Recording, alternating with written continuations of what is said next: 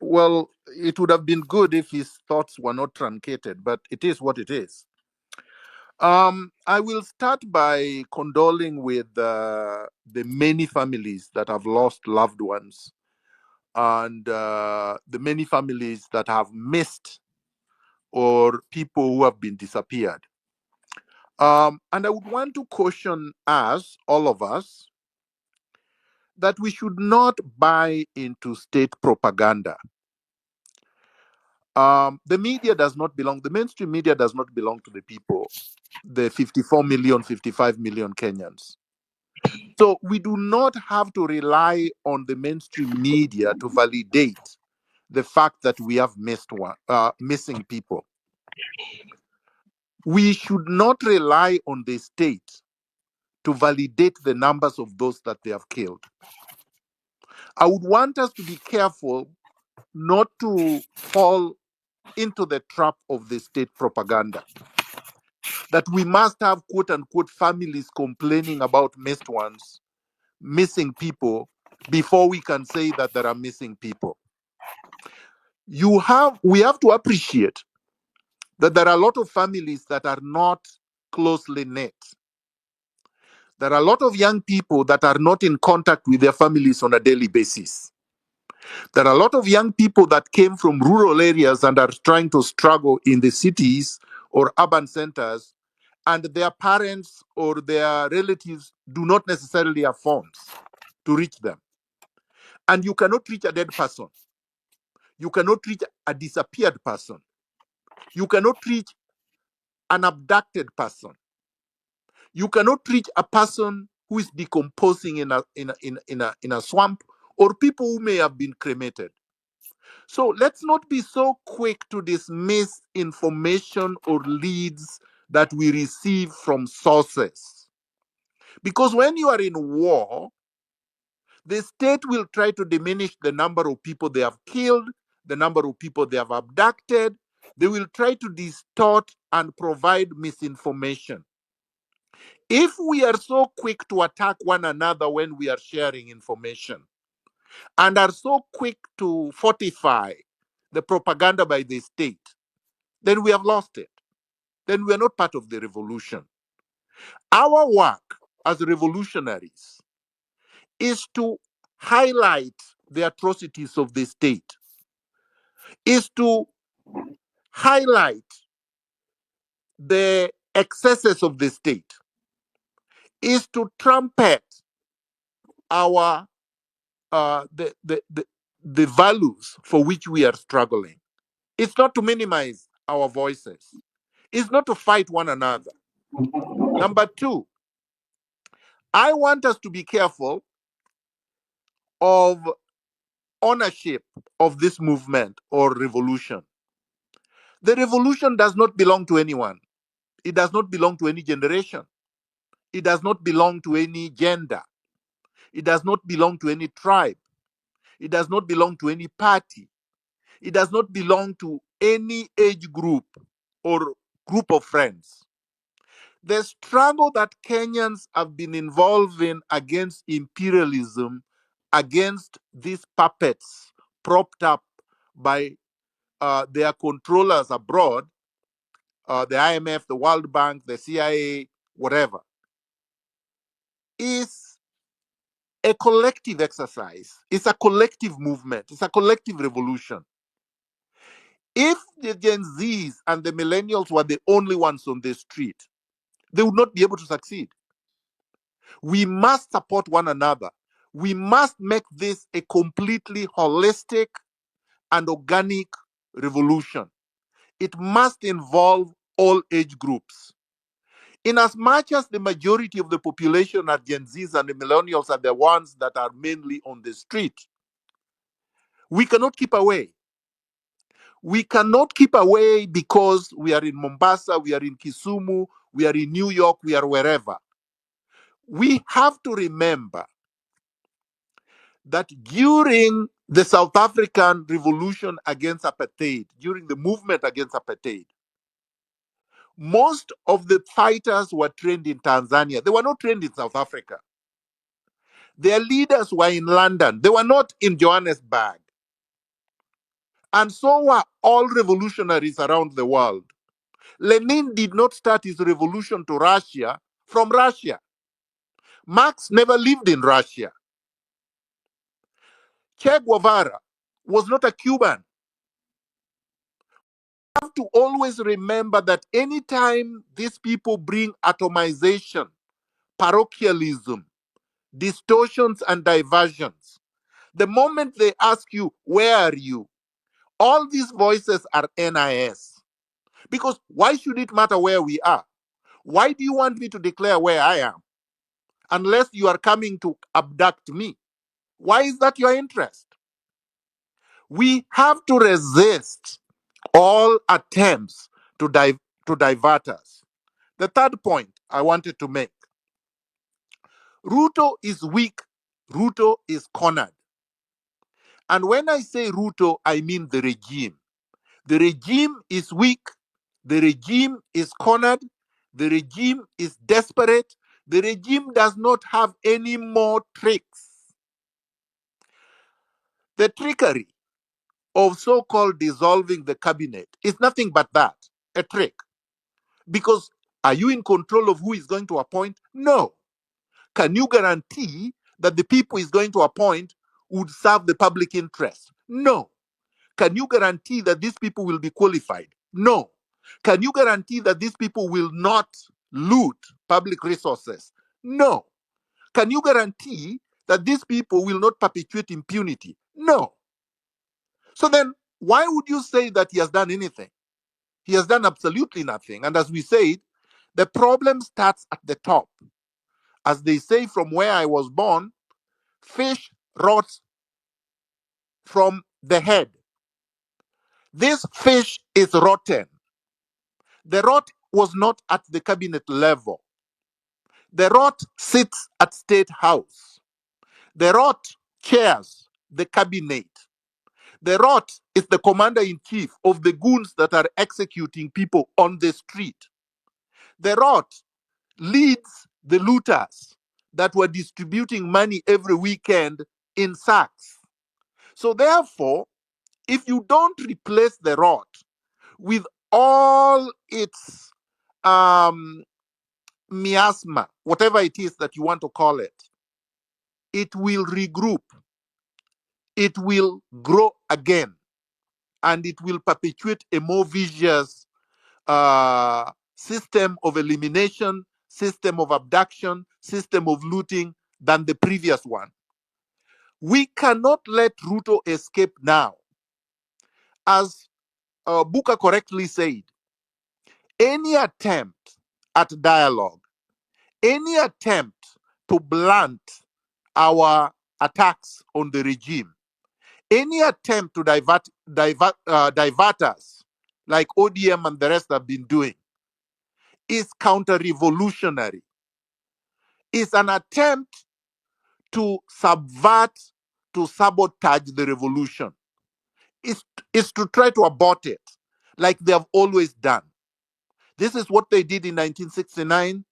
This is what they did in 1992 when the Section 2A was repealed. This is what they did in 2002 after the defeat of Kibaki during the referendum. This is what they did in 2007 when we pinned Kibaki to the ground.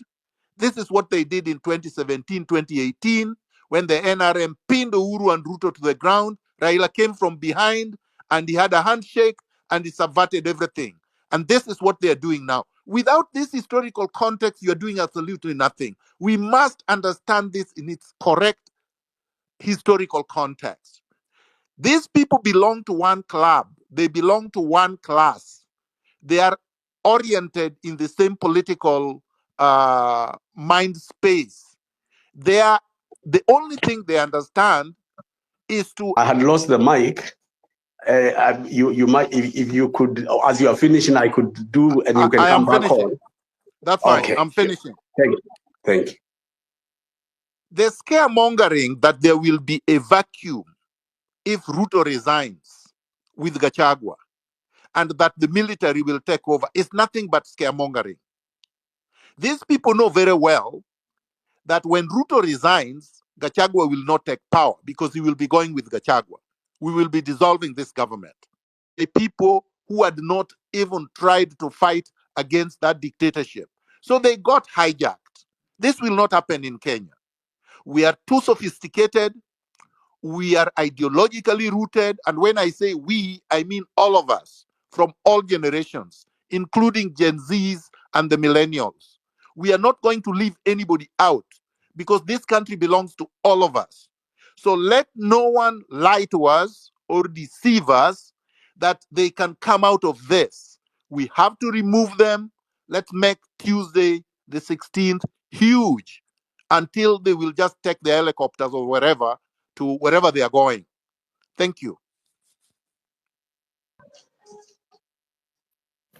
Thank you very much, General. Yes. Thank you very much, General. And because Tony is leaving, Tony, just go ahead so that at least you save your time before you can then come back for the comments. Thanks, Tony. Right. So I was saying that in order to go ahead, but you have to read Article 4 of the Constitution and hold to account the opposition as much as you hold the government. And the next time we have this change, we must know that we elected a bad executive and we elected a bad opposition. They have failed at their job, and therefore they are making the people have to do their work for them. But now, in order now to know the pressure point for Zakayo, you must understand his history. Now, William Ruto initially, when he was only 26, became the co-founder of the organization of the organizing secretary of the infamous Youth for KANU 92. That was a lobby group that was key upon looting the economy of Kenya then, but also used to fund terror groups that intimidated those that were not with Moi or what was called as the Nyayo era. This is when, by the way, Ruto began to accumulate skills of terror and wealth accumulation. And in fact, at that time, people will remember the Moi regime would not hesitate to detain without trial, abductions, and murder. So the blueprints or the architecture of the KANU regime, where William Ruto began his politics, is the architecture that he's practicing today. Kenyans forget and need to be reminded, particularly the Jay-Z, that in 2011, William Ruto, who had been suspended as Minister of Higher Education, Science and Technology over integrity issues by Mwai Kibaki, was summoned to appear on the 8th of March at the ICC at The Hague, charged with crimes on the post-election violence in Kenya. It's important to understand why William Ruto went to The Hague and what were the charges. The charges that William Ruto faced at the ICC when he was arraigned were crimes against humanity, murder, deportation, and the forcible transfer of a population and their persecution. And William Ruto did not go to The Hague for nothing. William Ruto went to The Hague for something. But what will fascinate Kenyans is who actually asked The Hague to drag William Ruto there. It was ODM. The Orange Democratic Movement Secretary General, Professor Anyang' Nyong'o, when I was press secretary to Raila Odinga during the 90s, is the one who wrote a letter to the prosecutor at The Hague asking and detailing the crimes committed by William Samoei Ruto, that Ruto cannot escape charges of the crimes against humanity. I find it the height of hypocrisy that Raila Odinga, who sent Ruto to The Hague for crimes against Kenyans, crimes against humanity, is the man who wants to remove William Ruto from the ocean where he's sinking. I'm raising this issue because the way forward and the pressure points that are here is that you must take William Ruto and Raila Odinga as siblings. You must take them as one. Because it seems today that all the other organs, including the cabinet, have gone. And the only thing and the only man holding Zakayo in office is Raila Amolo Odinga. I want to be as clear as possible. The only person holding Zakayo to office over the promise of dialogue and a government of national unity is no other than Raila Amolo Odinga. So I want to be very clear today to Agwambo And I want him to know that this is not General Miguna, because Miguna knows how to deal with you in a better way than me. But I know you, Raila, and I know your history with William Ruto. But And what you're doing to this Gashoga, country. if you want to address Yeah. Raila Amolo Odinga on a personal note, I think that you can do directly even on your handle. We accept that you're bringing in. Maj, I think you should let him finish. Yes, but we know, because even No, Dr. Raila is bigger than a person, right? When he Yes. says Raila, we know what he means. So let Dr. him finish. Miguna, please kindly just allow us to host the space. What I'm trying to say is that we do not want to have personal attacks. We do not want to be used to address other people. If he is here to mention the things that, like he had done before, it was okay to say this and this, and I'm not trying to censor you. I'm just trying to say personal messages to other people, they can be sent out there. People can use their Maj, handle. let Tony finish his Yes, message. he's going to finish, but we want to really, I want to underline that that this is not a space to do that. Tony, over to you. In order to say that what I'm saying is correct, Kenya found a BBI bill that was championed by Uhuru Kenyatta and Raila Odinga. The High Court, in fact, 5 judges of the High Court, found under Article 257 that the matter was not people-driven. Justice Joel Ngugi of the High Court, Justice George Oguda, Justice Nyaga, Justice Madheka, and so forth. So I'm telling Maj that what I'm discussing about a people-driven matter has gone before the courts. BBI was stopped because it did not have or seek public participation. I'm a journalist who understands very clearly the rules of journalism are that opinion is free, but facts are sacred. And I saw a press conference where the ODM and later Raila Odinga said that they want to have dialogue and a discussion with Zakayo on behalf of the people of Kenya, that they are going to convene. And what the BBI ruling said, the president or Raila could not initiate the people-driven.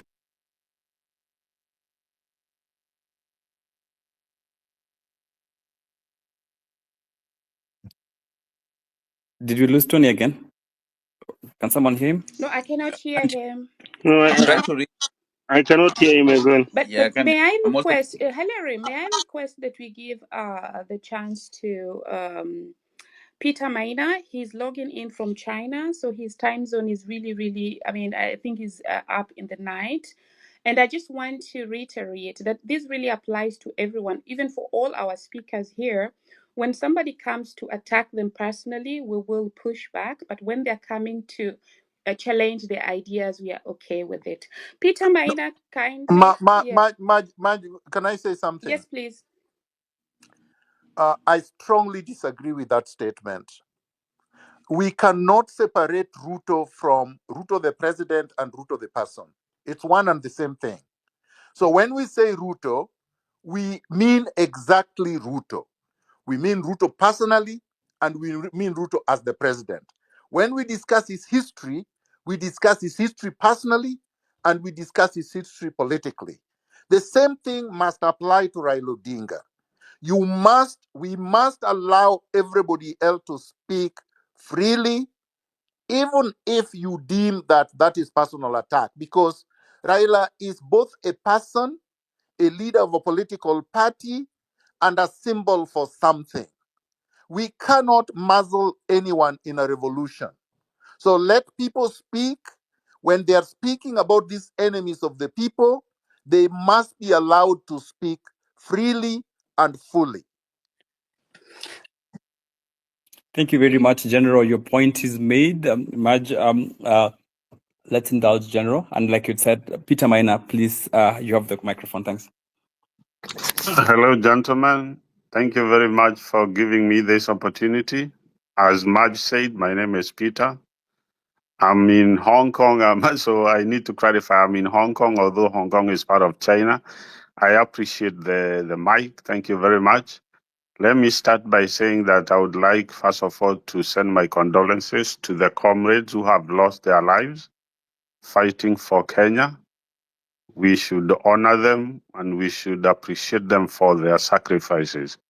Having said that, I would like to to congratulate the Kenyans and tell them that whatever that you guys are doing, even if we are not there, we support you, we will support you, we are with you together, and we are going to achieve our objective. So let me say that, Maj, today I have time, so don't worry that today about the time. Today I have enough time, so I'll be here all through.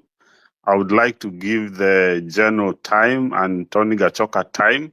Let's give them time. They give us the context and also they encourage us and advise us on the way we can move forward. Because I think it is very important that we understand the people that we are trying to fight with or we are trying to remove from power and their supporters and their backers. So as Tony Gashoka was trying to explain, I think it is very important that we understand the context so that when we engage them, we know where we know the person we are engaging and how they play their game. Because you see, politics is a game.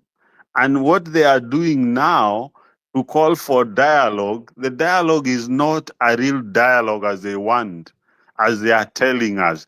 They are trying to, Ruto is trying to buy time. And when they are trying to buy time, we should not give them. So it is very important that we are able to face them and do our thing without getting distracted.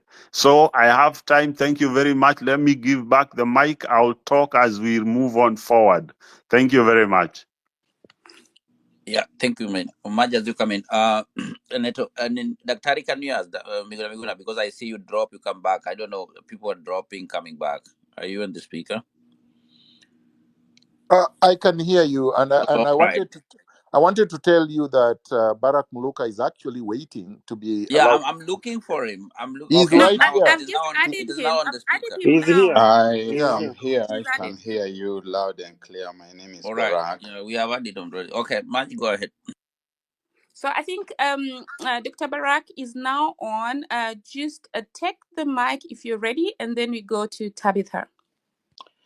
Spot on. Thank you very much, Maj. My name is Barak Mluka, and I am speaking from Nairobi. Thank you very much for the opportunity to be part of this forum. It's my first time to say anything on the platform. I have previously listened and followed their conversations very closely, and I congratulate those who have convened us on this platform. I also wish to associate myself with the sentiments that have been expressed with regard to those who have lost their lives, those who have been injured, those with broken bones, and who have been maimed in different ways. And that speaks to the kind of state that we are engaged with. And I'd like to hail the youth of this country. We are right here in Nairobi, as it were in the eye of the needle, at the center of the theater where the rubber meets the road.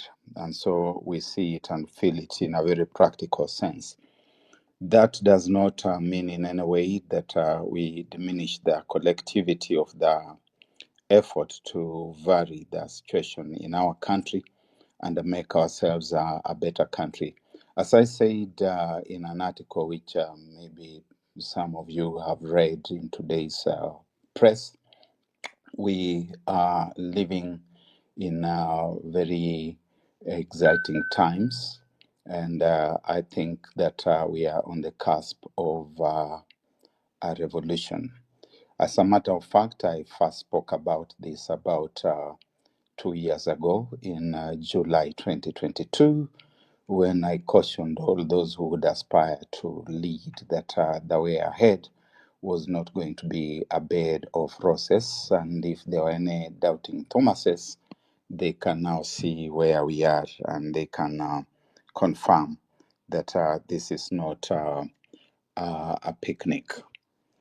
As I listen to us over the past couple of weeks, I have advised myself that there is need for us to draw some very clear demarcations between a revolution and a change of guard. I see that we tend sometimes to focus as we talk about the next pressure points about the removal of the custodians of a system. And as a student of political science and history, I advise myself that there is a wide path between a change of guard and a revolution.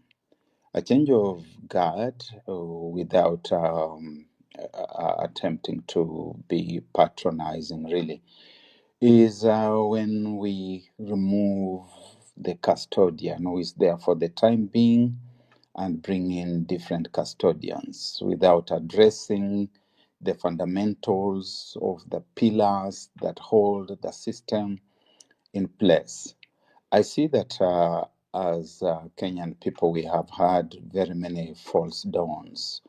And Dr. Miguna Miguna has taken us through a chronology of turning points when our history has failed to turn.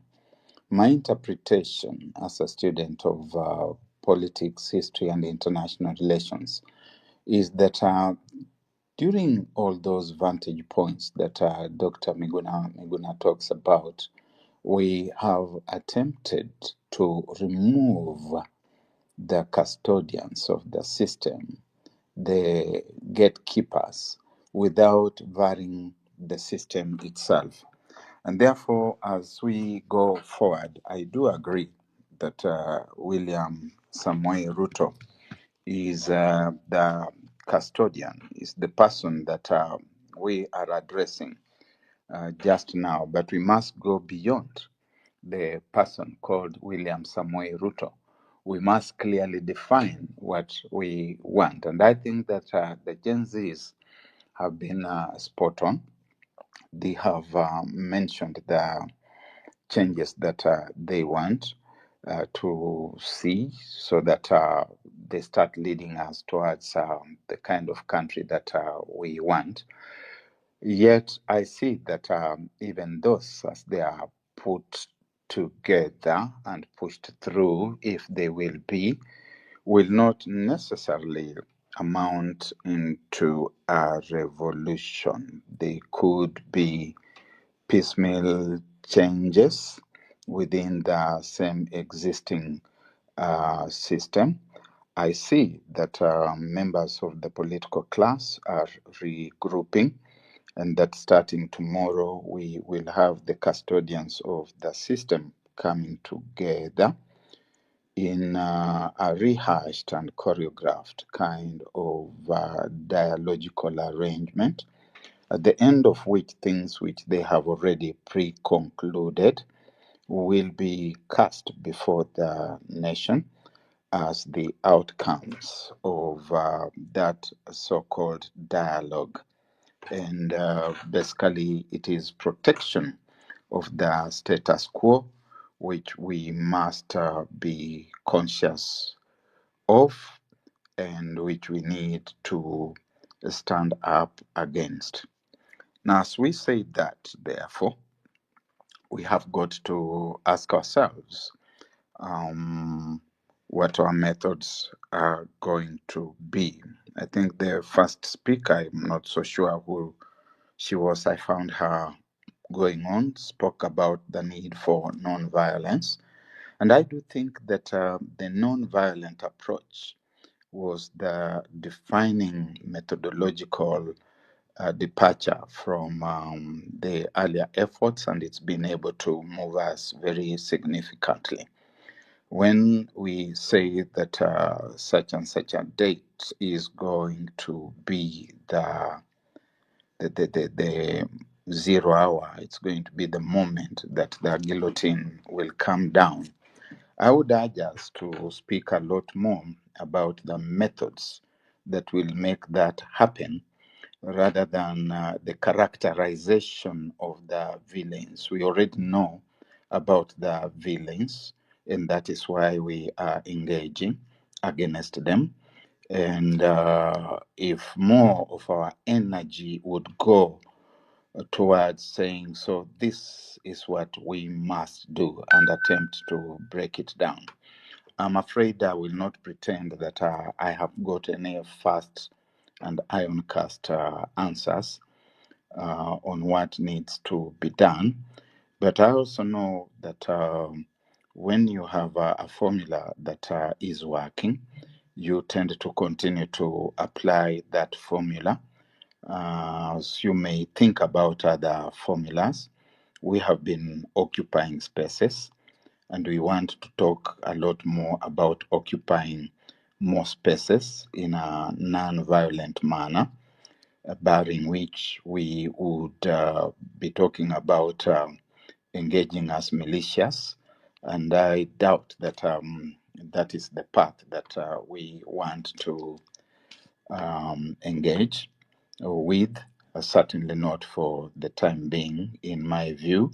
And so, what do we do to mobilize more people to come out if we are talking about revolution, and also defining very clearly that as we talk about a revolution, because for me, as a student of revolutions in world history, and there I can claim the right to speak ex cathedra because it's one of my areas of study and specialization. I understand revolutions in world history, and I would know that if you just substitute one individual with another, like we do in football, then you have not carried through a revolution. We must talk about a systemic change, and we must define the system that we want, and we must define the kind of leadership that we want, and we must define the kind of country that we want. And then we must also define probable and possible timelines. Then we can talk as a country, as Kenyans, as patriots, that we are pushing towards a revolution and that we are edging in to the expected outcomes.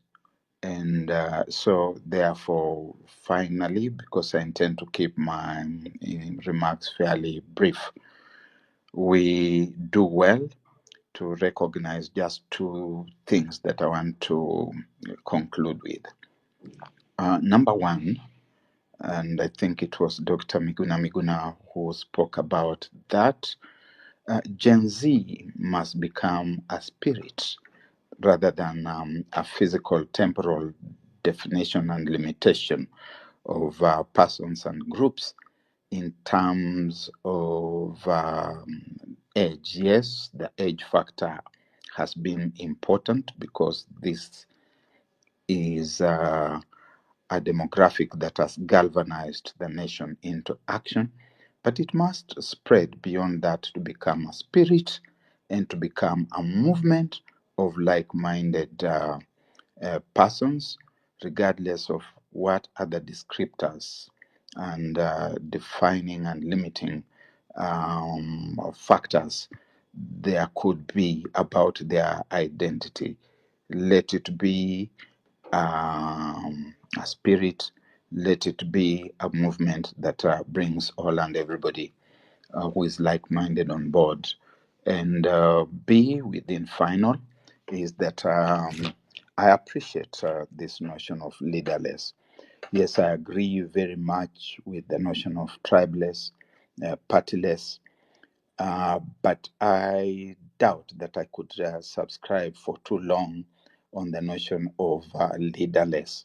I have studied revolutions in world history. I know, for example, that one of the reasons the 1848 revolutions in Europe failed was absence of clear leadership and absence of organization from France to Italy to Prussia and to other places where the revolutionaries attempted to put their act together. And in Africa, we have had failed quasi-revolutions because they have lacked a proper organization and leadership, and in the end, they have been hijacked by marauding vultures who have then gone on to perpetuate the systems that the people were trying to overthrow. So allow me to just limit my remarks for now to that so that we can also listen to wisdom from others. Thank you very much. Thanks, Dr. Neto, do you want to chime in before Tabitha comes in? And I see Buka is raising his hand. Yes, I have a few reactions. Over to you. Go on, Buka. Thank you. I've just been summing up some of the contribution of my fellow panelists, but just to contextualize them, I think there are three important things that if we do not do, then the chances of success are very limited. One, and it's that we must understand the enemy clearly. In fact, if we understand the enemy clearly, then we can define tactics and strategy to defeat the enemy. So this is important. And then what do we want to achieve? In our correct analysis, the enemy is a group of individuals, and they are a minority that consistently get support from certain foreign interests to impose policies upon the Kenyan people that are alien to the majority of those people, that are alien to the majority of the Kenyan people. That means President William Samoei Ruto is a representation of a class, a parasitic class that are rich, corrupt, but they do not produce anything. Now, once we classify the people in this country that act as conveyor belt for the international, imperialism, particularly now that people are even conscious about IMF and World Bank, IMF will not find a root in Kenya without such individuals. These people exist both in government and opposition. These are the criminals that we must defeat to access power. And to defeat them to access power, whether the current Kenya Kwanza administration falls or not, will depend on how intensively we are organized. And remember, we are not only seeking to overthrow the current status quo, but to overthrow them, we need to appeal to the broadest sections of the Kenyan masses. Because when they are under threat, they will want to divide us. And how are they dividing us now? Because even the rhetoric that the old people should not be able to comment because this is not their war. It's a reactionary perspective of the event. Because if we did not have our ancestors fighting to liberate this democratic space, if Dedan Kemathi was not hanged by the settler colonialism, then we will not be able to speak on this platform today. If the martyrs of the fight against dictator Moi's misrule, then we won't be on this platform. If the fight of those who martyred during the fight for the 2010 constitution, so the struggle does not move in a straight line, but also the struggle builds on generations. So the Gen Z are actually only fulfilling their historical task by advancing the struggle that was started for the majority of the Kenyan people since independence. What do we want to achieve? In our correct analysis, we want the Kenyan people to make a decision based on their own consciousness as Kenyan people. That means the fight is to complete our independence, to be able to free ourselves. Because without economic independence, we don't have sovereignty.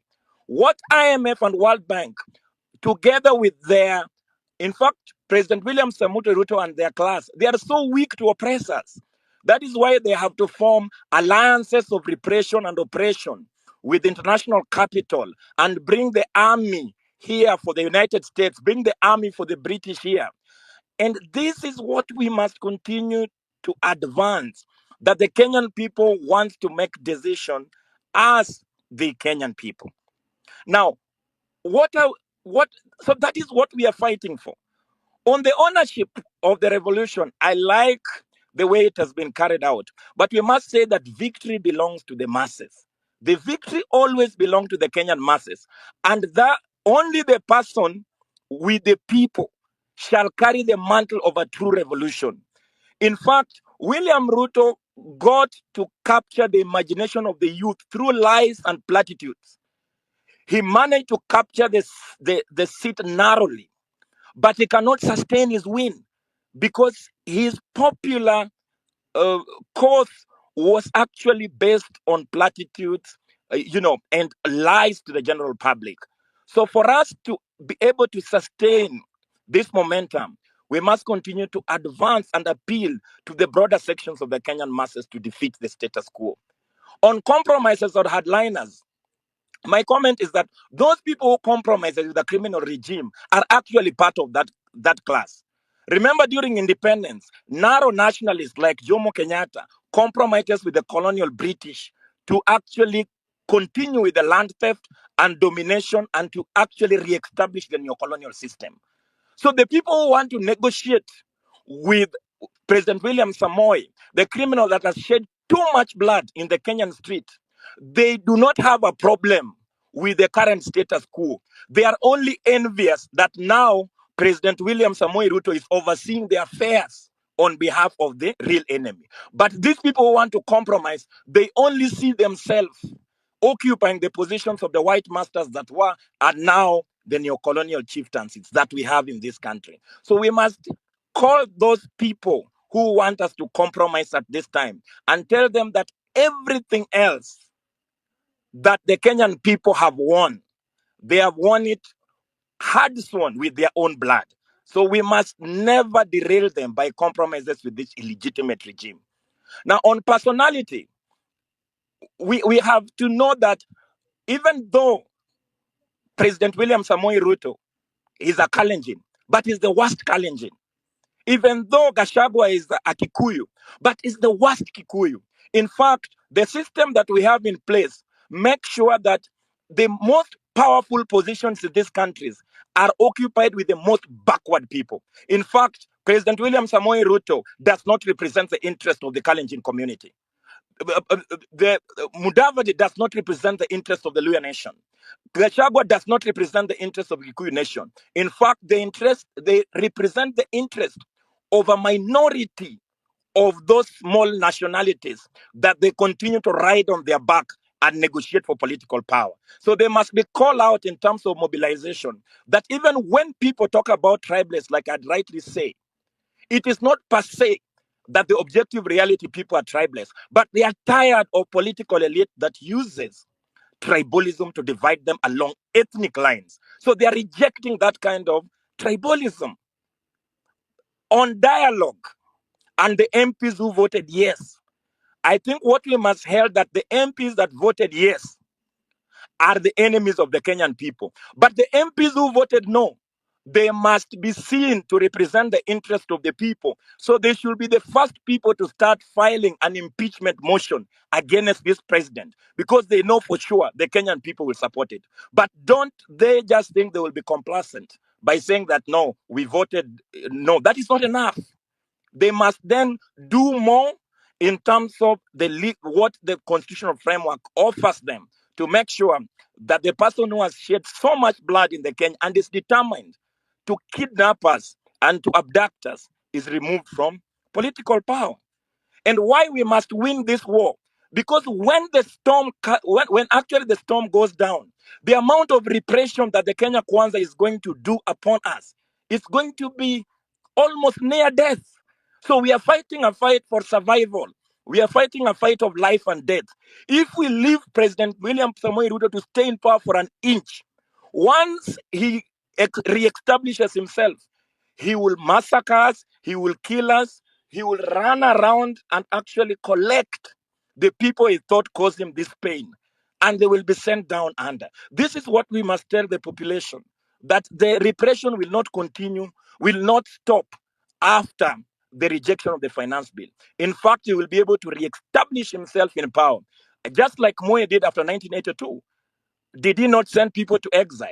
Did he not form torture chambers? So the reason why William Samoei Ruto must not stay any longer in power is also for preservation of the progressives and the revolutionaries that have been opposing his government all this time.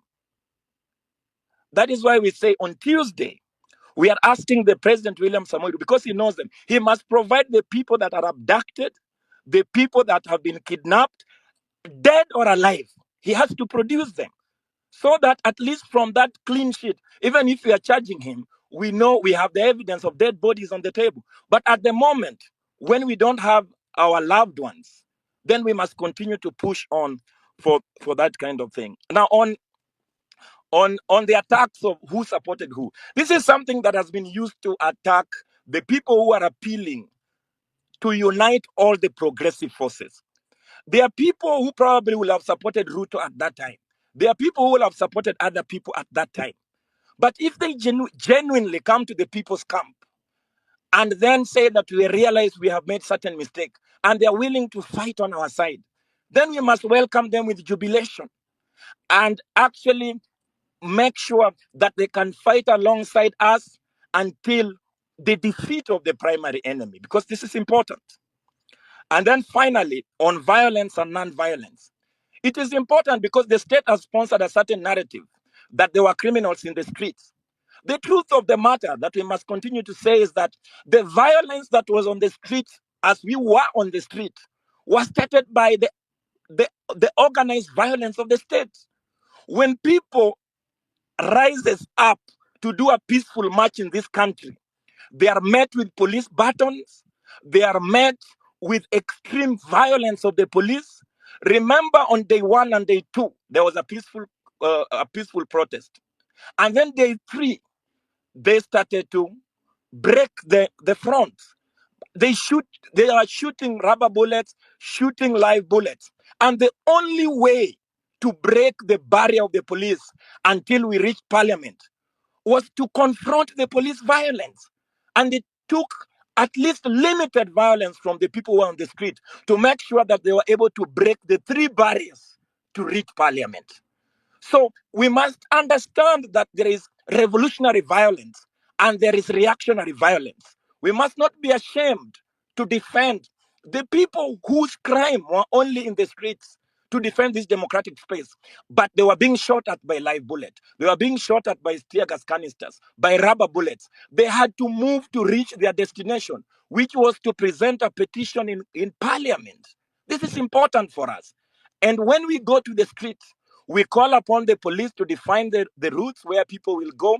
We have always called upon the police to sit down with the organizers, but they obviously refuse. In fact, Bungei, that is still serving in the police force, and the IG that has resigned, they will not accept a peaceful protest because they want to use the opportunity to brutalize the people. So we must continue to debunk what violence and what non-violence, because then we cannot behave like in Jeketile Rebellion, where the white man was shooting at us with bullets, and then they were spraying water, like witchcraft on them. This is something that we must continue to debunk. Otherwise, my conclusion with this submission, that comrades, let us open doors to consult widely, to build an outcome in terms of an organization of national that has a national that cuts across all stratas of interest in this country, and prepare for a post-Ruto era by having a government that can respond to the people. Why are we asking President William Ruto to fire people? After he's gone, we can actually fire them all and recruit people who can serve us. Why are we asking the President Ruto, who has continued to defy the constitution, to implement the constitution? When we have a pro-people government, the constitution will be implemented to serve the majority of the people. So the actual thing is we go to the real enemy, finish the real enemy, overhaul the system, and roll out a pro-people government. Thank you very much. Thanks, Buka. Let's have Tabitha speak, then Neto, and then Anthony, and then we'll open the mic to other speakers. Hilary, I see your mic is on. Go on. Yeah, I think Tabitha dropped. I don't know. And Neto, can you hear us or you're hanging? Because I'm just wondering what is happening. I think Neto is also Yeah, Neto is. hanging. I think Neto So is also dropped from technical issues. Neto, would you kindly then just Yeah, leave he the should space? drop and come back. Yeah. Yeah. yeah, drop. Neto, then come back. So I, let us I think do. Maj, let Anthony go because he's representing the Gen Z group, Okay, eh? All Anthony, right. over to you. And he has really been on the road. Hello, am I audible to everyone? Loud and clear. Okay. First of all, I'm a millennial, but let me just take this opportunity to thank you for opening this wonderful space where we get to exchange ideas on the Kenya we want and the country we want to have. I've had several people, Miguna, Anthony Gashoka, talk about the ruto they know, which I believe is something we should all focus on. Anytime you're going to either take part in sport or politics or even war, you first of all must appreciate your opponent. What are their strengths? What are their weaknesses and all that? Ruto is not president by accident. He was strategic about it. He planned about it. And I believe he believes he knows what exactly he wants to achieve in this regime that he is leading. Our differences between us who are agitating for change are more of ideological differences. We all agree we want better accountability. We all agree we want a very deliberate fight on corruption. We all agree we need to stop seeing the blatant plunder of our country. We also need to agree that all movements that changed the course of a nation were started by young people. From the Mau Mau to repealing Section 2A to the Katiba movement to what we are doing right now. What I feel we are missing is a structure. Because for us to advance in any way, we need a structure so that we know in which direction are we all going. I just feel we are moving in very many directions at the same time. I also feel that we are not taking advantage of the small wins we get. And I'll go back to something I think someone alluded to, that come this Monday, tomorrow, a group of 150 people will sit down somewhere in this country, I don't know whether it's KICC, and they will start picking the next IEBC. Still, next week, the cabinet will be announced, I think by Thursday or Friday. For us who are agitating, will our choice, our voice, our aspirations be represented on the IBC we want to see? Will the same things, the ideologies we want, be represented on the cabinet that is going to be selected? Because he did say that he will consult. But I noted clearly, he said political parties, church leaders, civil society. He never mentioned the Gen Z movement anywhere.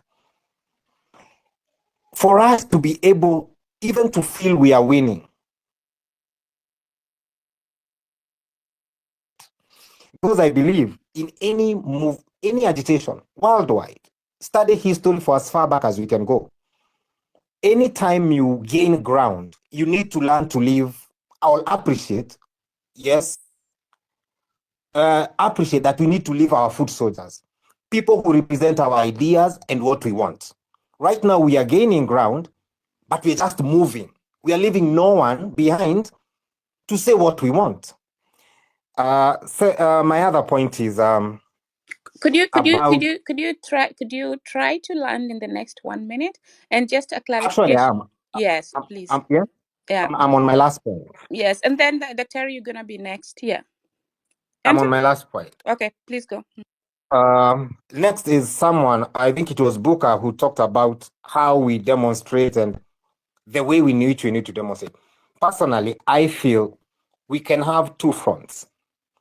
We can have the street movement, which, if I was asked, we need to strategize on how do we prevent hired goons from penetrating what we are doing. And this is why most people switched to a strategy of a peaceful way of demonstrating. And I'll give an example. When Takna Shinawatra was being overthrown, all those people did was sit down on tarmac. You know, you choose major roads, the road to Treasury, the road to Parliament, and the road to the airport. Okay? If you sit on those roads, how can a goon penetrate that? If today government comes and starts tear gassing people who are sitting down, then the world will say, hey, that's not right. These people are peaceful. They are asking for you to listen.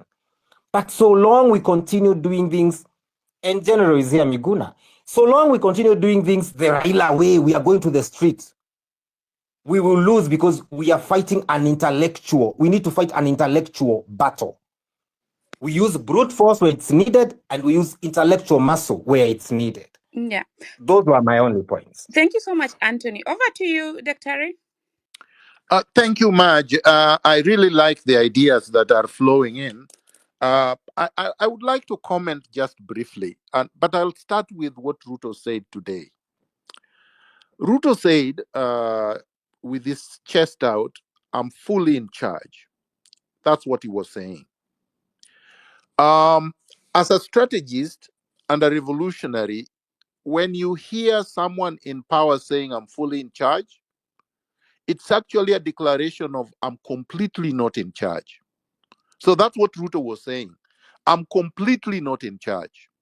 Because for you to say you are in charge, you don't have to say it. People should see that you are in charge.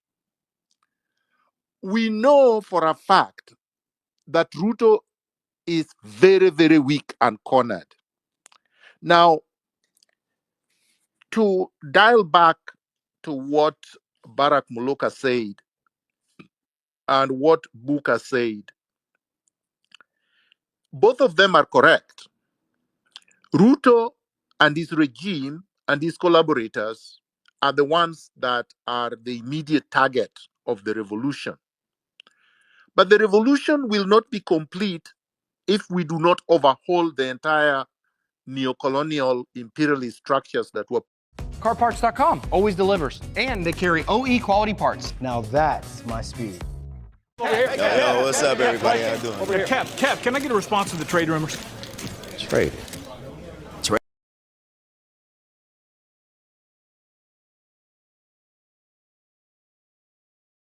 Saying under construction or under renovation, Kenya, the map of Kenya.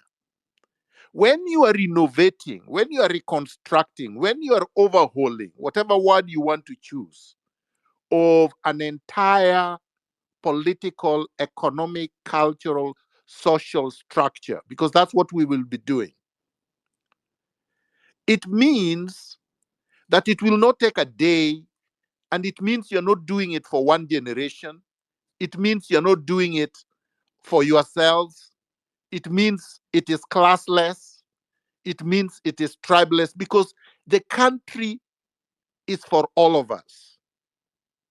And we must do this for the future generations that have not yet been born, that are yet to be born. And for the past heroes that have died for the changes and the transformative results that we are seeking. That's what we are doing it for.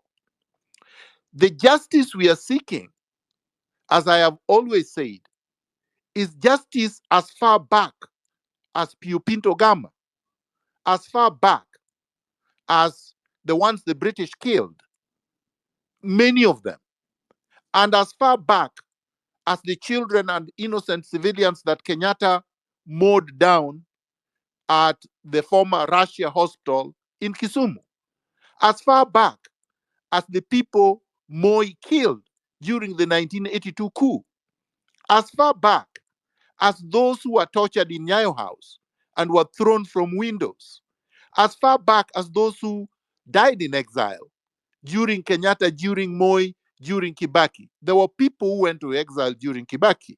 Remember, there were hundreds and thousands who crossed the border from Busia and from many other parts in Western Kenya to go into Uganda. Some of them never came back. A lot of us do not want to remember this.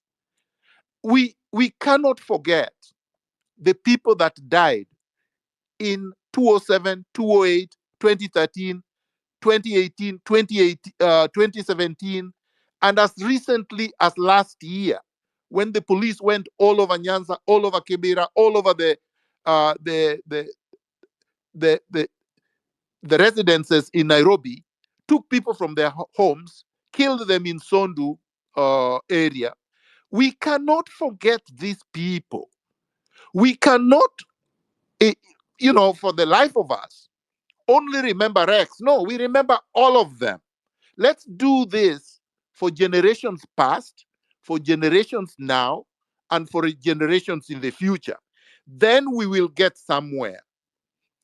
I think it is wrong to say that we get out of the streets. The streets is where the liberation must be obtained.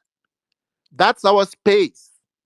Kenya, the entire country, whether it is the streets in the urban centers, whether it is in the villages, wherever it is, we have to encourage Kenyans to come out everywhere and occupy everywhere. So if some people occupy streets, so be it. But we have to occupy the CBD of Nairobi because that's the area where power resides in the Republic of Kenya. So we cannot encourage people, we cannot discourage people from coming out. We should be encouraging them to come out in large numbers. I will, however, disagree. I will, however, disagree with Buka on impeachment. We do not want impeachment. That's a futile exercise. It will not happen. All members of parliament have been voted. The ones who voted no and the ones who voted yes. We are going to have to replace the entire political class currently occupying institutions of power because they are all on the same side. I say on the same side because if you listened over their speeches over the weekend, if you listen to ODM and Azimio people speaking from Kakamega, if you listen to them speaking from the KICC with Ruto, they are reorganizing, they are rebranding, they are strategizing on how to take over this revolution, this movement, so that they can come in with people, imposters, youth from all over the country that are going to do their bidding. These youth do not represent the revolutionaries on the street, the ones who have died, the ones who have been abducted, the ones who have been tortured. So we have to be very clear. If we are rejecting and we are overhauling the entire system, we cannot at the same time say that we want them to go to the same rotten National Assembly that passed Finance Bill 2024 to impeach Ruto. That would be witchcraft. They will not be able to impeach Ruto. We want parliament disbanded and we are going to do it. Just like you said correctly, that why are we asking for Ruto to fire so and so? We remove him with the entire regime, which means we fire everybody, plus we fire the opposition that is fortifying them. So I will end by saying, I think the next pressure point is Tuesday, that we should come out in large numbers so that if Ruto is going, and by Ruto I mean the entire regime, is going to die by cardiac arrest, so be it. Let's cause that cardiac arrest to happen as soon as possible. Let's remove these people. Let's then transform the system of governance. But we cannot do it, of course. The strategy of doing that will not be done on the spaces because they are here. I've actually seen my friend Murkomen is here and other people from State House. So people are listening to us, and it is good that they are here because I think they need to listen to us. And they need to know that what they're trying to do now is too little, too late. We are not interested. That is something they should have done 2 years ago. when they were sworn into power. They failed to do that. They showed us that they were not interested. They were not capable. They are not competent. They are, in terms of integrity, they are incurably defective. And so the people have resorted to take back the power that we donated to them and are now exercising that power. And Tuesday should be the final push, when they all are removed from power. I will yield the mic. Thank you so much, Dr. Before we proceed to NATO, I would just like to underline that indeed there is the only opposition we have in the country is the population. And the unfortunate event that happened, unfortunate but also fortunate, is that when there was signing in, or the IBC topic there, the opposition actually, who was supposed to be defending the country, came and joined the ruling party. And it was unfortunate, but at the same time, very fortunate, because then the people would see that these, they're on their own, actually. That was the message they communicated right there. So for this, I believe also any process going through the same, parliament would not go through. Another thing I wanted to highlight, that was at the very beginning, Dr. talked about communication and information, where people were attacking each other, and there were a lot of propaganda going on. In the recent times, we've seen, actually it was my very first time that I saw any country beating Russia with the propaganda. At the very beginning, they really floored them. Russia came and caught up later. So in war, there's power in information. What I find very unfortunate is that if A says this is happening, instead of people coming to prove A wrong, they come and attack A and say, no, he's lying. And so there's a risky situation in Kenya at the moment, because we have this side saying this side saying one thing, the other side saying the other thing. The government itself cannot be trusted with information. So we have really a vacuum that's really leading to a lot of misinformation. I hope the LSK is going to step up. I hope so far the public seem to be trusting them more, but we need a clear, when something happens, we need a body coming up and say, this is what we believe to be true because of ABC. That will give the public more trust, and then we'll end up having, we'll end up having a better situation than now. Now it's chaotic. Over to you, Neto. Thank you very much, Maj. And I'm conscious of the fact that after this, you'd like us to give open mic. But there are three things that I'd like to state. I think Dr. Muluka and General Miguna, their minds have met to the extent that really this particular revolution needs to be a collective. That, people of all generations need to come up together, and, we do this together. But more instructive is General Muluka sharing with this history of revolutions, to the extent that, if it's leaderless, then of course it takes too long to deliver. So I think that's a point that you really need to take into consideration. But I also think that matches with what Buka said in terms of expanding all the voices in the streets into a formidable and organized structure. Having said that much, let me say three things. Number one, what the people of Kenya are doing is constitutional. There is nothing unconstitutional about what we are doing. It is because, and I'm happy that Tony Gashoka was really was on top of it, when he said, when he took us to Article 4 of the Constitution. But I want to expand it slightly a bit more and point out 4 or 5 articles of the Constitution. The first one is the article that gives sovereignty to the people. And that article says that the people shall exercise their sovereignty directly, and where sometimes or may delegate. So of course, that sovereignty was delegated to the Houses of Parliament, has been delegated to the executive. But we think that the executive is not running the country in the manner that we had hoped that he does that. What did he do? Article 10 aspirations in terms of national values, national core values have not been taken into consideration. Article 73, Article 74, 75, 76 of the Constitution with regard to national integrity and integrity of leadership has not been taken into consideration. So therefore, the Kenyan people are saying, within the means and province of the Constitution, Article 37, we shall peacefully and unarmed present a petition to you, the presidency, telling you that you are not running the country in the way that we want to run. All this is very constitutional. So we hope that the presidency can then see within the meaning of Article 146, which provides for the president may and should resign, because then the people of Kenya are saying, we gave you a mandate, you've not been able to deliver on that particular mandate. So all this is very constitutional, and no one should ever say that the people of Kenya are acting extra-constitutionally. Having said that, there is a conversation that is ongoing, and I'm happy that General Miguna just said that right now.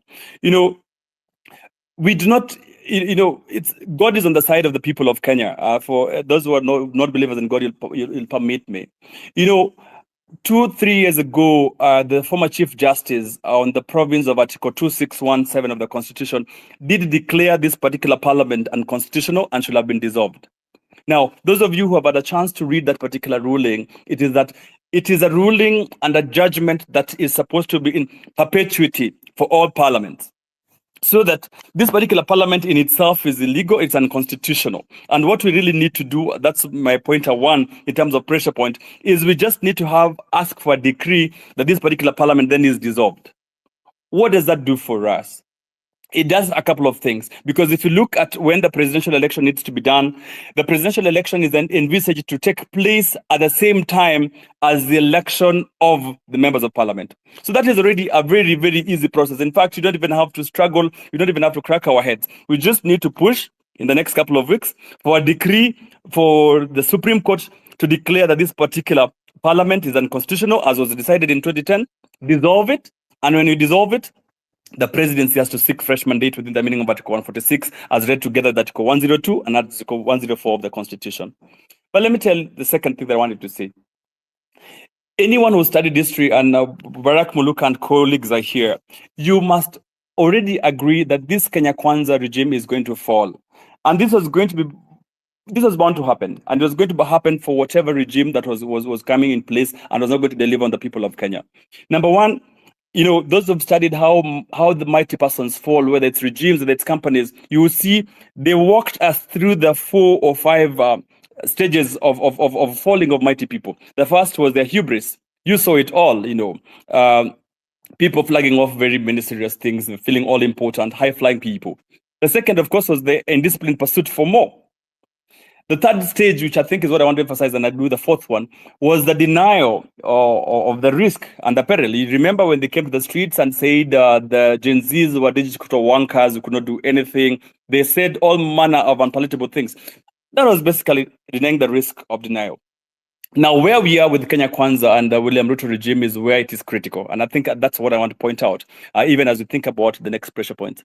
It is on the fourth point, the fourth stage. Of course, mighty people falling is a stage 5 process, but the fourth stage is what was instructive. They're grasping for salvation. And if they're grasping for salvation, it therefore means that they have two things. One, that decline and capitation is very possible, and that is what it should do. Or a bit, if at all they get some resuscitation, then the status quo might remain. But if you look at history, the number of people who've survived a stage 4 fall, apart from Winston Churchill, they're not very many. So that it is possible that even the dalliance that the old regime is trying to give President Ruto and his regime in terms of dialogue and stuff like that, that is not going to be maybe possible. It's not going to be possible to resuscitate them. So in terms of anyone who studied history, I think the conversation is not if the Ruto regime is going to fall. No. The thing is, when is it going to fall? That is the conversation we must have. And that is why, with a bit more pressure point, and that's why I want to move on to the third point, which is what Anthony, I liked what Anthony was saying, that we must put pressure where it matters most. We must focus the next kind of speakers in terms of where would the pressure matter most. Anthony had this proposal in terms of, if we have sit-ins across major streets, what do we do as the next probable stage of action so that at least we cascade, we fast track this, because again, if you take too long without pushing this regime off the cliff, then you really have a problem of fatigue, many casualties. The sooner we do it, the better, and it's going to be easier. But that it's going to fall, is a no-brainer. The reason why Kenyans are saying that the Kenya Kwanza regime must fall is because of how they structured their political economy. I think it's also good. It is nothing personal. It is nothing about any particular tribe. It's nothing about any particular person. It is the way they run the political economy. It has been founded on patronage. It has been founded on corruption. It has been founded on middlemen. And, they've encroached and they practiced the rent-seeking behavior in a manner that made rule of law and constitutionalism not possible. And that is why, and I agreed with Gen Zs, we are saying we must push off this particular regime simply because of two reasons. They are not believing in constitutionalism. They're not believing in the rule of law. Whoever takes up power after this regime falls off must then take us back to the 2010 constitution. Let's leave those aspirations. Let us agree that Kenya is going to be run on the basis of Article 1, which is supremacy of the people, with all the aspirations of the Constitution 2010, because that is then, for me, what I think will then move us forward. So then moving forward, we must agree, how do we accelerate the next conventions? How do we accelerate the fall of this particular regime? Because it's going to fall anyway. The sooner we do it, the better for us. And then at least we say how then we plan a post-Kenya Kwanza regime organizing. Thank you very much, Maj. Maybe you can give the mic for the next person. Thanks. Yeah, thank you so much, Honorable Lento, as much coming in. Yeah, let us have ladies on board. Mkasi umenyamaza sana, but I can see Tabitha is back. She dropped. Tabi, can you go ahead? Thank you, Hilary. Maj, you are doing great work in hosting us in this space and making sure that balance is also achieved while at it. I would really want to also just weigh in my condolence to the families that have been affected by the recent finding of the dead bodies. We can't account for why they had to undergo such indecent way of killing and who are the perpetrators. And I think as we talk about the pressure points, we need to, call the bodies that are in charge of making sure that Kenyans are protected, and in that we are not supposed to just be dying, and we cannot even, account for circumstances that resulted to that. So I think we need to really call the bodies that are in charge of giving us protection and also making sure that national security is attained. We need to call them accountable and give them pressure to also give us this report that they keep saying they're forming committees to look into issues that regards to, violation of human rights and we've seen a lot of killings even during the demonstrations. That we need them to tell us exactly what are some of the steps that are going to be taken for the people who are found guilty, and even those who have been caught on cameras, national police that were taking part in the demonstrations, and they shot some of the demonstrators live with live bullets. Some of them were seen stepping on their necks. Some of them were seen doing very inhumane, ways of, trying to silence the voices of very peaceful protesters. So we have to see some of this conversation also taking place. We need to call these people accountable.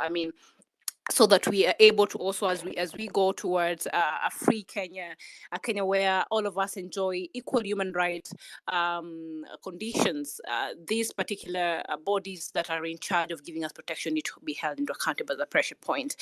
I want to say that it's very good that I've seen the co-hosts and the hosts really giving us direction when it comes to also, this space being objective and just discussing exactly what we really need to see moving forward, other than characters and people already. Some of them we know exactly who they are. So now what is important for us as Kenyans is to, for example, see and offer recommendations on what we would want. Now, one of the biggest problems we have in this country is corruption and the pandemic. It's more of a pandemic. We need to see the government declare this as a pandemic and have the EACC fast track all corruption cases and close them within 3 months, so we see how much we are able to recover from, the looted and embezzlement of public funds from, even this the cabinet secretaries whom have left power. We need to fast track and see what have we lost when they're in offices.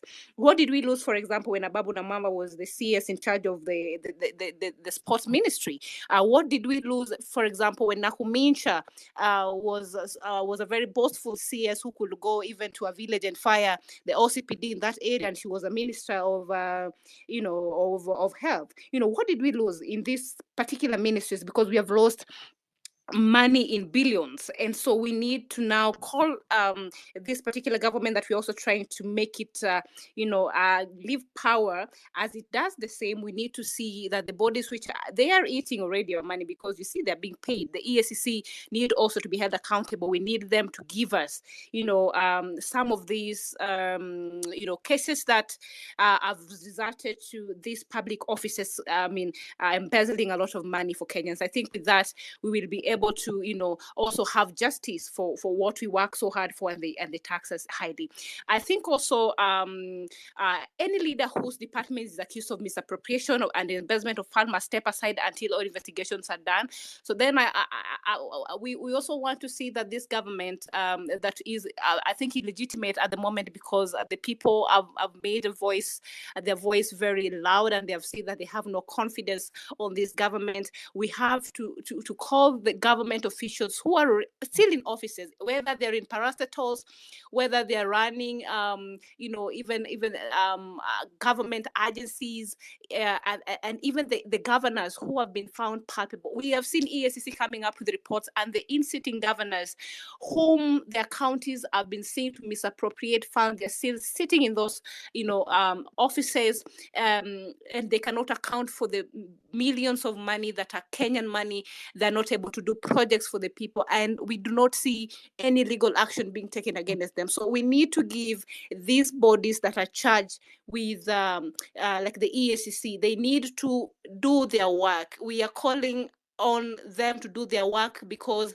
as we call the government of the day to go home, they are still having salaries. So as they are at it, then if they're not able to do our work, then we can go and occupy the EACC, so that we are able also to, have these bodies do their work. Now that we have the CSS that were appointed, sent home, as we still call on the pressure, the president, whom we are also trying to make sure that he goes home at the end of the day, will appoint other CSS. So while at it appointing the CSS, there is no point in time that he should, by any point, appoint, for example, the cabinet secretary that is in charge of sports, for example, should come from somebody who has been a sports person with a very successful sports career, shown that they have the capacity to lead and bring transformation to the sports ministry, and that we are supposed to see that not for only few people, but it's supposed to help the youth, and the youth are supposed to feel that the department that is charged with making sure that talents are nurtured, and also Kenya talent space and things like that are taken care of. We have to see people competent. If we are looking at, for example, the CS of health, we are not supposed to have a CS who already, by all chances, have a questionable academic credential. That person cannot even know what the issues around health are. We need to see somebody who has practiced as a doctor or as health practitioner, with ears showing credibility. They need to do a background search, so that we are not able to bring also other people who have integrity issues in the name of political affiliation to this space. And I think it goes ahead to even look at the other ministries and departments. We need to see that.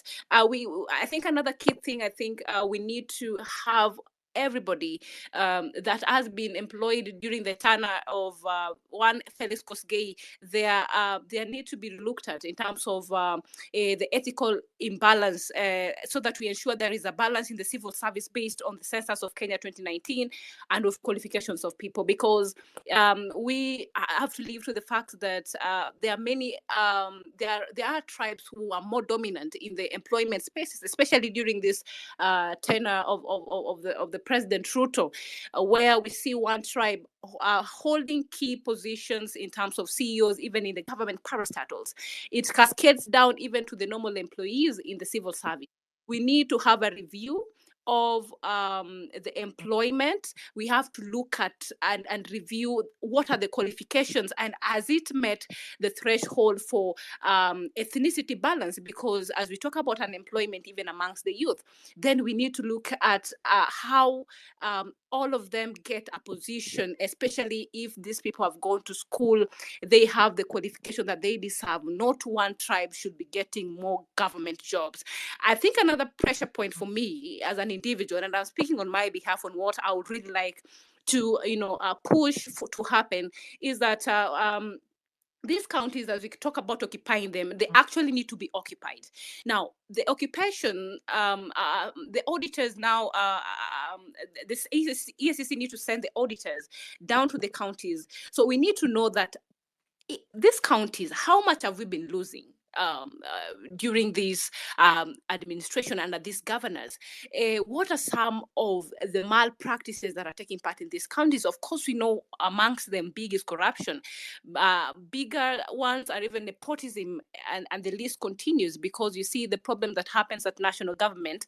They have even cascaded down here to devolution. I mean, corruption has been devolved greatly. So we need to hold the county government also very accountable. So I think as a guideline towards the pressure points, given other factors and what the great speakers have said today, now we need to have clear as we leave the space today, as we go to Occupy on Tuesday, what are the key pressure points that we need to go and look at as we occupy the counties? Then what is the direction? So if we can have individuals here who maybe by chance already have records of what, for example, say a county where I come from, what are some of the things we need to look at as we go occupying the county and amongst other counties, then it would be a good guideline for the people whom will take part in this operation, which myself, I'll be there. I'll be at the center. I've always been there, especially here from where I'm speaking in my county. So then we are able to call out even the vices in the county.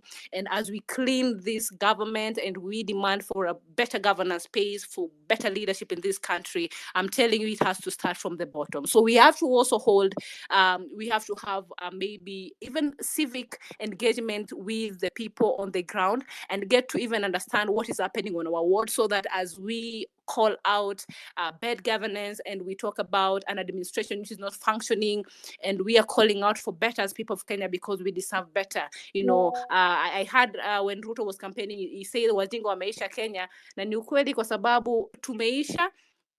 And at the same point, he was trying to take us for fools, but he has realized that really Kenyans are not like people in other countries, in other East African countries, whom they know that they're being taken for a ride and they're still just staying there. And so we want to really understand that we are not just doing this in Nairobi, but even at the counties, as we upscale this and we demand for better. What are some of the pressure points? But as I finish my submission, so that I allow other great speakers also and contributors to weigh in, I would like to say that we cannot win this particular revolution if we are not going to relook at the ways of or the strategies, because as we are talking at the government.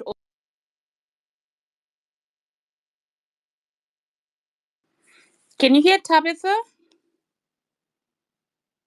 I think she's dropped. Okay, so sorry Tabitha for that. I don't know what happened there. I can't hear Tabitha. I think there's a problem with our So network. Kingsman, there was somebody who was there's a lady who was to come before you, but I cannot see her anymore. Please go. And to all the guest speakers, should you want to chime in at any point, just raise your hand and then I'll see and let you go. Kingsman, over to you.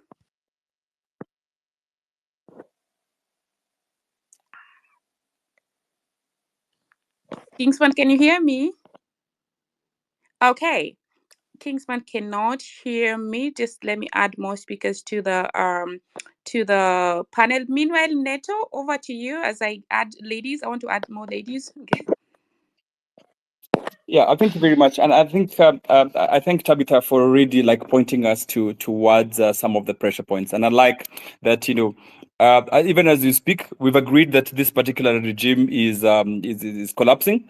The counties therefore becomes another focus because of the rule of law, corruption issues that the countries have gone through. So I mean, part of the strategy would be if we could spread, the forces. If we could spread the forces too thin, the police and the armed forces, the thinner we spread them across the 47 counties, even as we focus in the city CBD, like General Miguna proposes, I think that would be very good for us. So that we must accelerate the speed and the number of days that we take with this regime before it collapses as we move forward to the next republic.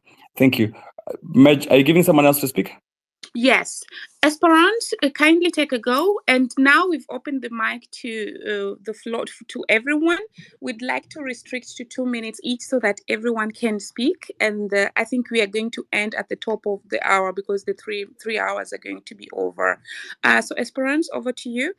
And then Lady Justice. Yeah. Thank you very much. I'll be as brief as possible. I just wanted to add to whatever Tabitha was saying when it comes to representation. Now, for a very long time, when Uhuru and Ruto Duo were elected in 2013, what they wrote down was youth. They called themselves youth. Or you see, like even the cabinet secretary, someone like Ababu Namwamba, he's been Christ and youth. Because somebody is youthful looking does not mean they are youth. So for a very long time, we've had people riding on being youthful and masquerading as youths, yet they're just youthful and at the expense of other young people. So even as we forge forward, I think it's important that young people, as the Gen Zs, we continue to lead this. We really have young people coming to the front and being supported as much as you people are doing. Realize we have millennials and other people. So we really have to bring these young people on board in all honesty, in all conversations. Sorry, Madge, I can see you raising your hand. Does that Yes, mean Esperance, time is up? just a moment. I forgot to explain. So for the 2 minutes, when I raise my hand, then it means that 1 minute is over and the speaker has another minute to wind up. Kindly proceed. All right, thank you very much. Yeah, so as a feminist, I'd also want to say I'd want women to be brought aboard this movement. Not to be brought a lot, but to also lead. I've seen Tabitha and the works she does in Siaya, and I've seen. I think I wasn't ready to speak. I don't know how I got here. Thank you very much. Let me continue following. No, Esperance, I actually can guess what's going on. It has been very emotional, and that's why I'd like to encourage everyone not to downplay the mental weight of what is going on here. So, Kingsman and then Komwanza.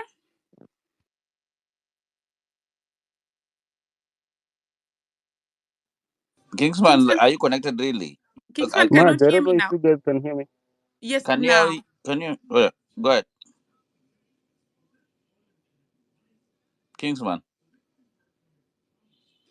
No. Okay. Give Lady Justice or Mukawasi, or who is going next match? Komwanza and then Lady Justice. Okay.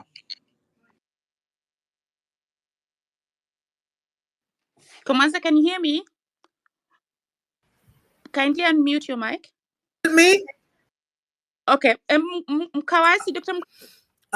For example, countering the charge of anarchy. Now, this goes to the idea of how to come against pro-regime propaganda.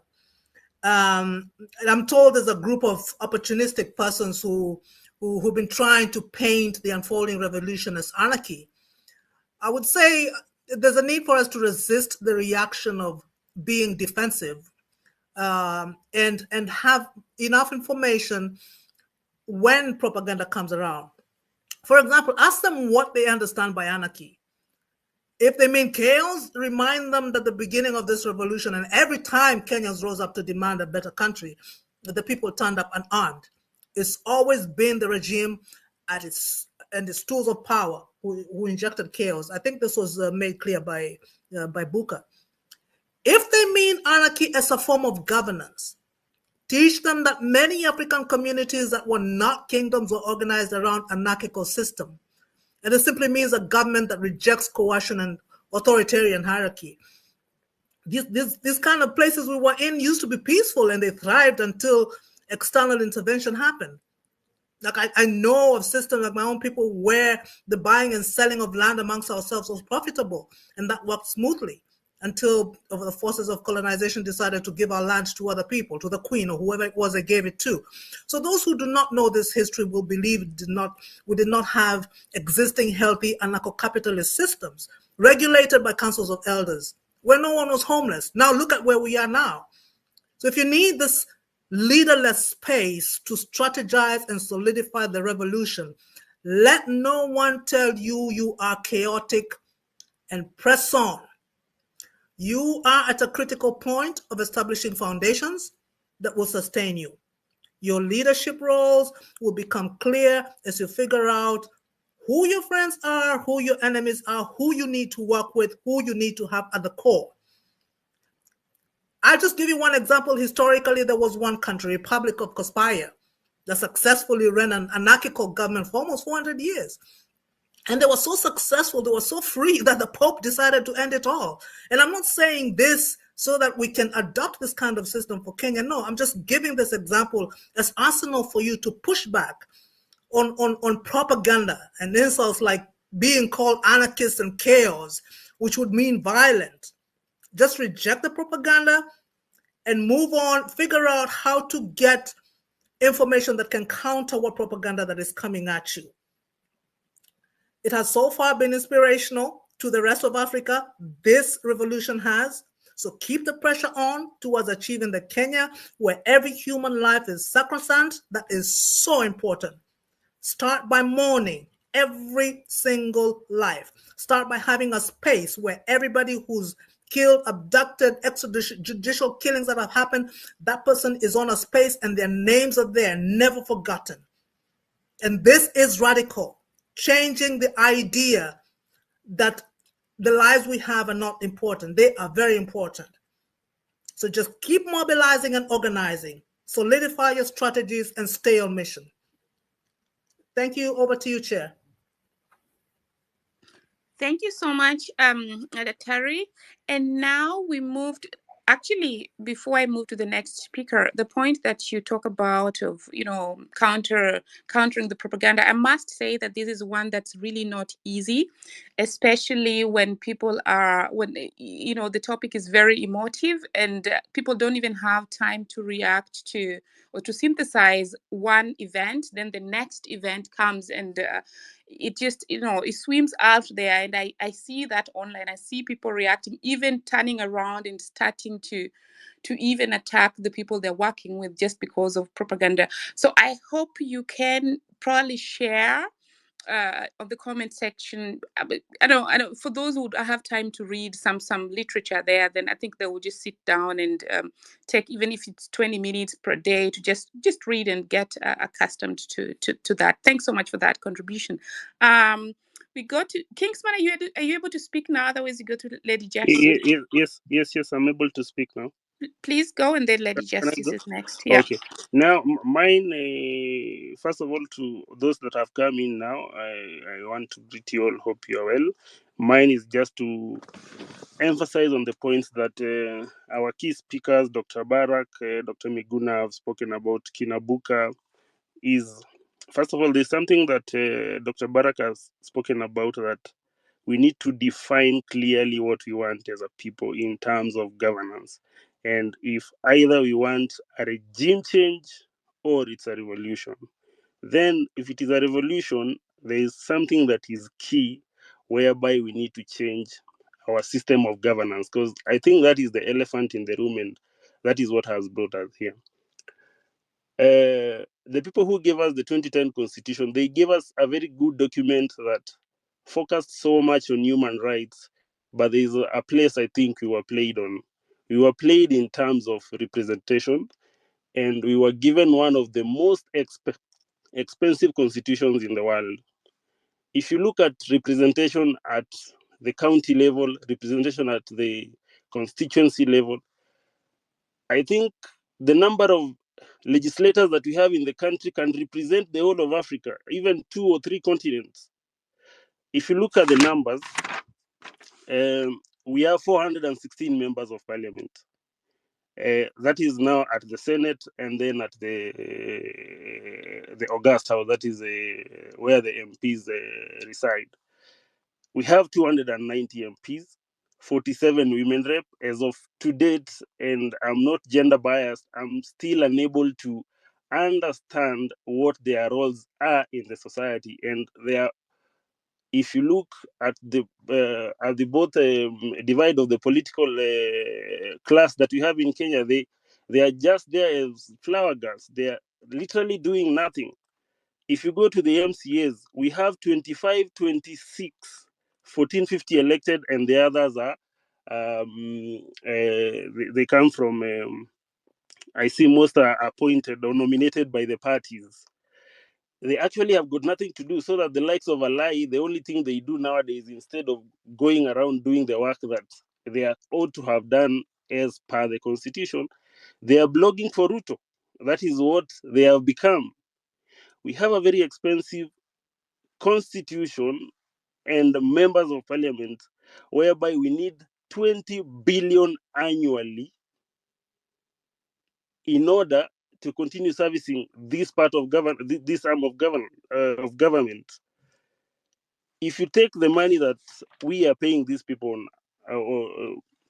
like annually, you can, if you take the 20 billion that we pay the member of parliament, you can build 143 primary schools every year at a budget of around 20 million. You can either build another 500 secondary schools every year at a budget of 40 million shillings per secondary school. You can build 100 district hospitals every year. You can be at a budget of around 200 million shillings. 50 million shillings in terms of health centers. You can build 6 national state-of-the-art hospitals in the country if you take that money. So there is something I was pondering about, and this alludes to what Muluka was talking about governance. Why should we have people?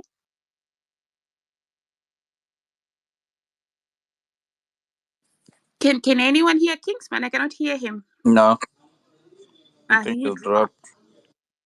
Oh my gosh, the IT over here is no, I don't know. Anyway, so Hillary, do you want to chime in before you bring in Yeah, another? no. It's okay. Can I chime in, Maj? Yes, Yeah, go please. ahead, Dr. Yeah, so Maj, what I would like to say is this, that we should not lose sight of substance and secondary issues, or substance and side issues.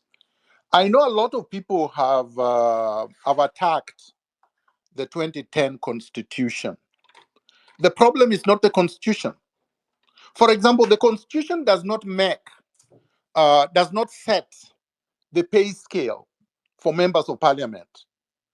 The Constitution may provide for the number of representation, but you could pay them $2 each.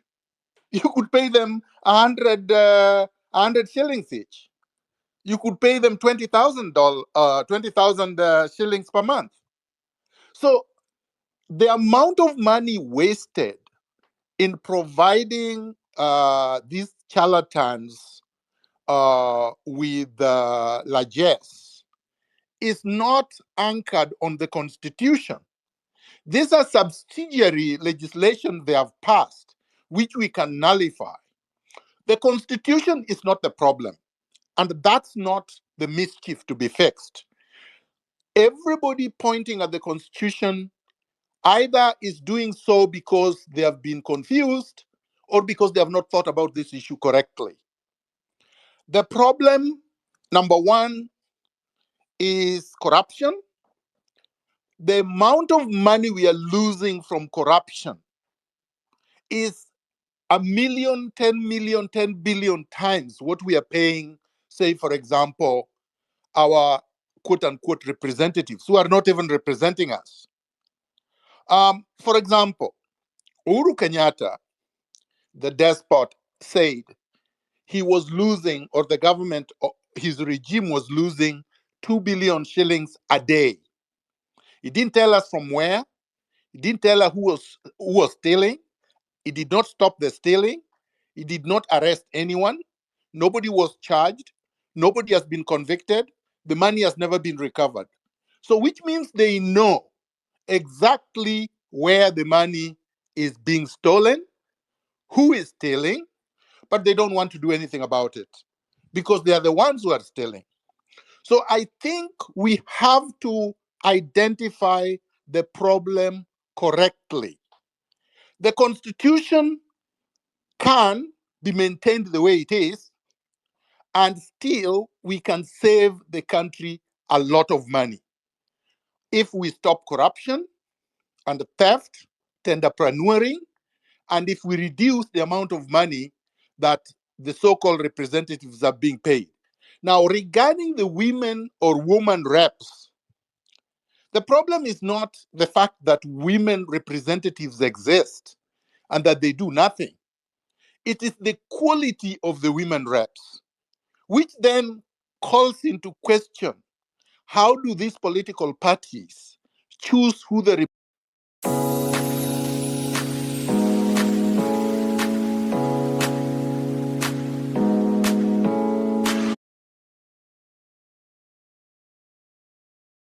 and significantly with absolutely no integrity.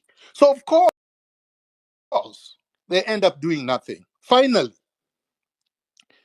CDF was declared unconstitutional by the High Court. It was appealed, and the Supreme Court said CDF is unconstitutional. It's supposed to be disbanded. It is this place where the majority of the money is lost. I'll give you an example. Recently, there is a member of parliament for Mumias. I think his name is Salasia, published his payslip and said that at the end of every month, when you take out all the payments, which are payments he is making to mortgage, vehicles, whatnot. So these are not necessary expenses, but regardless, at the end of the month, he says, I am left with less than 3,000 Kenya shillings. So we would expect somebody who is completely pauperized. We wouldn't even expect him to afford a vehicle. We wouldn't expect him to be able to take flights, to buy air tickets. We wouldn't expect him to be drinking expensive alcohol. Things that we see every day, he does. So where does he get the money? CDF. So we are subsidizing these people's ostentatious lifestyles through bribery called CDF. And why is it there? It's not there for the bursaries that people are telling you, oh, this member of parliament is doing this or that. No. The executive want the CDF to continue because it is CDF they are using to bribe members of parliament. As long as 100 million is given to a member of parliament, they will take 80 million and put in their pockets, and the rest they can dangle as crumbs for the poor people in their constituents, and people will be clapping. So there is a lot of work that we need to do. But to do that, we have to think critically about what we are saying, what the problems are with our institutions, because we could also end up being distracted, like I have seen people being distracted to the Constitution. The mischief is not in the Constitution. There is nothing defective in our Constitution. The problem is failure to enforce it the way it was meant to be. Because if we enforced it and implemented the way it was supposed to be, Chapter 6 would eradicate all the problems of governance. But Chapter 6 has never been enforced. Thank you. Thank you so much, Generali. Marge, if I could just finish, because I think I dropped. Yeah, you dropped. I Yeah. like for a minute or two, and then Yes, please. we can Yeah. give the mic to someone else. Please go on, Kingsman. I think Kingsman cannot speak. Okay. Now, Lady Justice. Can you Neto, proceed? can you hear me? Yes, I can hear you, but I think the mic has been given to Lady Justice. Lady Justice? Thank you. I'd like to take this opportunity to honor the lives that have been lost so far and to also send condolences to the families who are bereaving their loved ones. I want to agree with what Dr. Miguna Miguna has just said, that, our constitution is not the problem. In fact, we have one of the best constitutions in the world.